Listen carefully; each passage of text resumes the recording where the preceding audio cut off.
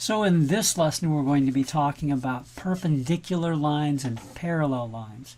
We've already defined these terms, but we're going to use our construction techniques to generate them.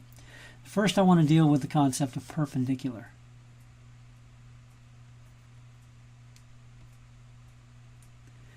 You recall that if I make a line here, two lines are said to be perpendicular to each other if they divide each other or divide their angles equally. That is, if I draw a perpendicular line, right, that all four angles produced are congruent. All four angles produced are congruent. And the symbol for perpendicular is a square box or a square corner. Okay? And we would say line L and line M are perpendicular. L is perpendicular to M. The question is how to construct such a thing. How do you use straight edge and compass to make sure that they are actually perpendicular? Because obviously if I draw it at a slightly tilted angle, these are no longer perpendicular. This angle is something less than this angle over here, for example, right? So let's go ahead and do the perpendicular bisector construction. Perpendicular bisector.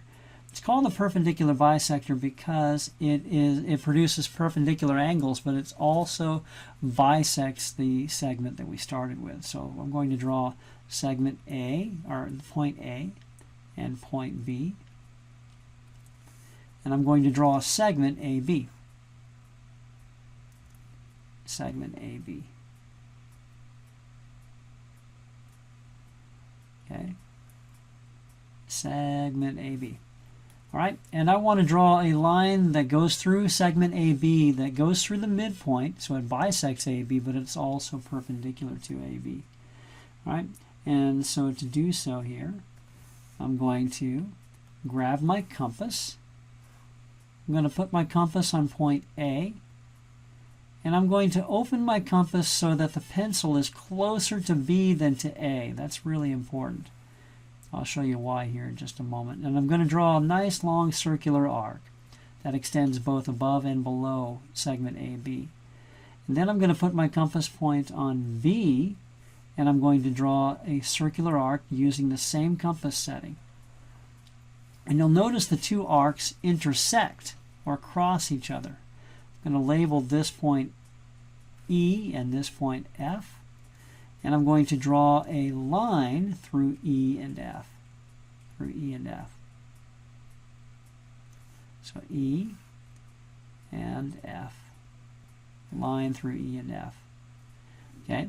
And we can say these lines now are perpendicular bisectors. I'm going to label this point G. And there's several things I know about this. First of all, I happen to know that line segment AB is perpendicular to line EF. Notice AB is a segment, EF is a line. Okay. I can also tell you that segment AG is congruent to segment GB because G is the midpoint of AB. I can also say that angle EGB is congruent to angle EGA. So lots of things I can tell by looking at this. Now I wanted to point out one more thing here.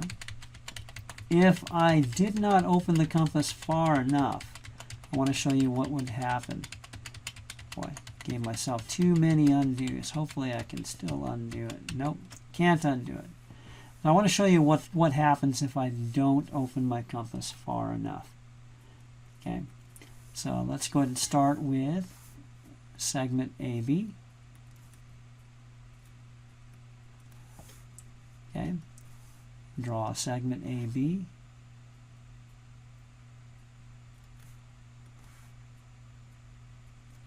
And this time when I draw my arc from A, I'm not going to open it as far as I did before. Okay, And what's going to happen is this. So draw an arc from A, but I'm going to make my compass not more than halfway across. And then I'm going to draw it from A, and I'm going to draw it from B. And you'll notice what doesn't happen is that the arcs don't intersect. They don't cross, right? And we're stuck. So it's really important when we do the perpendicular bisector that we open our compass more than halfway from A to B. So arc from A, keep the same compass setting, draw an arc from B. Okay, label the intersection points. I'm going to label them C and D this time, and draw a line through CD. Okay, this is one of the most well-known constructions with straight edge and compass. You want to be really comfortable doing this. Okay, and that is the perpendicular bisector of AB. It's perpendicular and it bisects. All right, so that's one of the things we need to be able to do, construct a perpendicular bisector using straight edge and compass. We also need to be able to construct parallel lines. Now you may recall what parallel means. Parallel lines are lines drawn so that they never ever intersect. So if I draw a line here and a line here, lines are shapes that continue forever in two directions, right? No matter how far I go upward in this direction or how far I go downward in this direction, these two lines will never intersect. And in fact, if I measure the distance between them, the distance between them will stay constant. Always the same distance between them.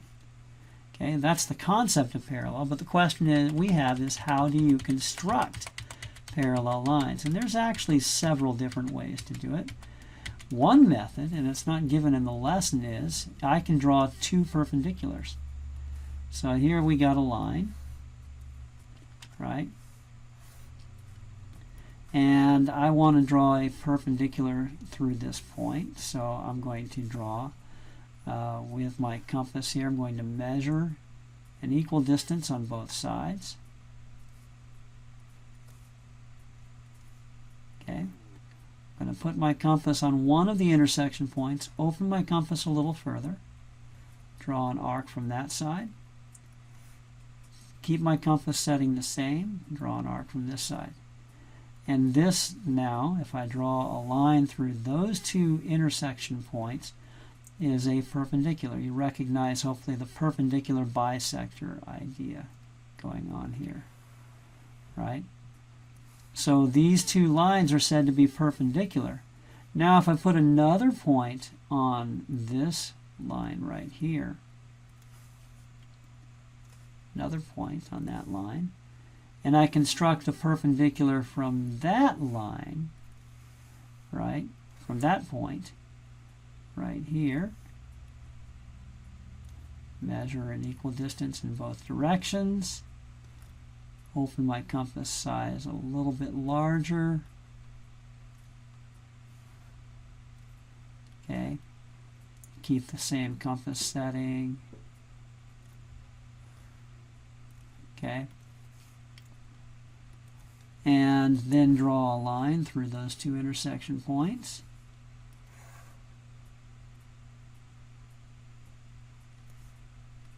Okay.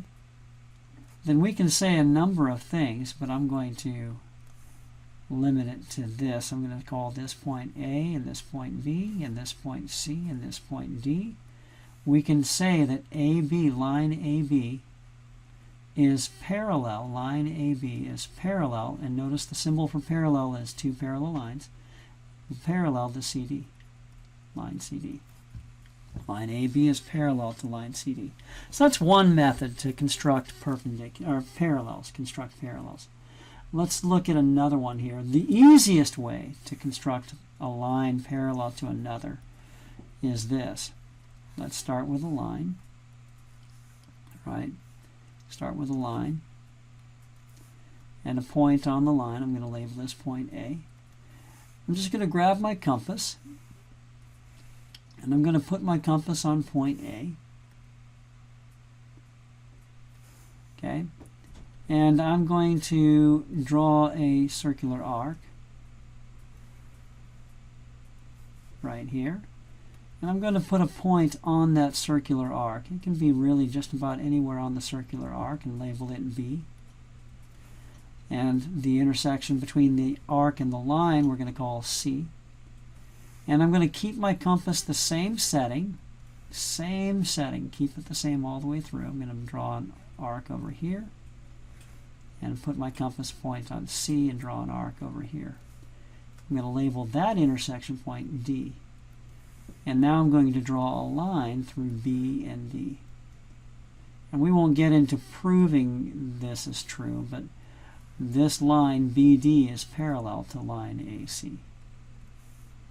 Okay, it has something to do with the properties of a parallelogram, but that's something we'll get into next semester.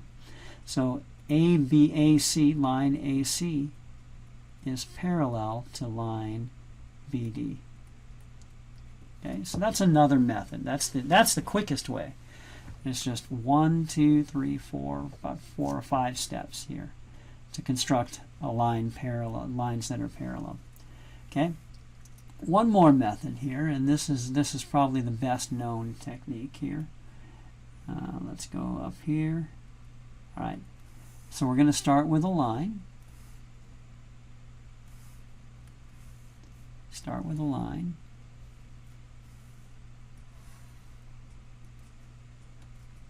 And I'm going to put a point that's not on the line here. Call it A. I'm going to draw a ray from A that goes through the line. And the idea here is to copy the angle at, well, I'm going to call this intersection point B. Copy this angle right here up to here. So I'm going to make an exact copy of the angle using my copy and angle routine that we learned earlier. Okay, let's go ahead and do that. So I'm going to put my compass on B. I'm going to draw a circular arc that crosses both sides of the angle. Keep the compass size the same. Put it on A. Draw an arc that's the same size. Okay, I'm going to label this point C and this point D and this point E. So now I'm going to use my compass to measure the distance between C and D. C and D, right there. And I'm going to copy that to point E. And I'm going to draw, I almost didn't draw that arc long enough. And the intersection of those two arcs I'm going to label F. And I'm going to now draw a ray from A through F.